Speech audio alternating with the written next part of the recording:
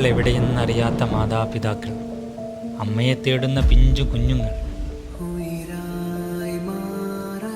പ്രിയതമനോടൊപ്പം ചേർന്നുറങ്ങിയ പ്രിയ സഖി, പ്രതീക്ഷകളുടെ വലിയ സ്വപ്നങ്ങളുമായി ജീവിച്ച അനേകം പച്ച മനുഷ്യർ ഒരു നിമിഷാർദ്ധം കൊണ്ട് ഇല്ലാതായിരിക്കുന്നു. അവർ മാത്രമല്ല, അവരുടെ വീടും നാടും അമ്പലങ്ങളും പള്ളിയും വിദ്യാലയങ്ങളും മുഴുവൻ നശിച്ചിരിക്കുന്നു.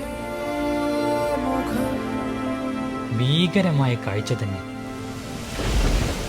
സഹോദരങ്ങളെ, നിങ്ങളെ രക്ഷിക്കാനായി മനുഷ്യസാധ്യമായതെല്ലാം നിങ്ങൾ ചെയ്യുകയാണ്. ഞങ്ങളെപ്പോലെ കിടന്നുറങ്ങിയവരാണ് നിങ്ങളും. പക്ഷെ ഞങ്ങൾ രാവിലെ ഉണർന്നെഴുന്നേറ്റപ്പോൾ ഈ ഭൂമി പിളർന്ന് നിങ്ങളെയും കൊണ്ട് മഹാപ്രളയം എങ്ങോ എത്തിയ കാഴ്ചയാണ് കണ്ടുണർന്നത്. മനുഷ്യഹൃദയത്തിന് ഇത് താങ്ങാനാവുന്നില്ല. കണ്ണുകൾ അടച്ചു പിടിക്കുകയാണ് ഈ കാഴ്ചകൾക്ക് മുന്നിൽ.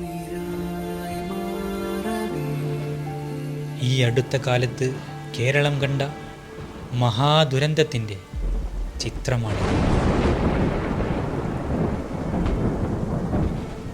ഉറങ്ങിക്കിടക്കവേയില്ലാതെയായ ശിരൂരിലെ അർജുനും കൂട്ടരുടെയും തിരോധാനത്തിൻ്റെ വാർത്തകളിൽ നിന്ന് ഞെട്ടൽ മാറുന്നതിന് മുമ്പാണ് ഈ മഹാദുരന്തവും നമ്മുടെ സഹോദരങ്ങളെ തേടിയെത്തിയത്.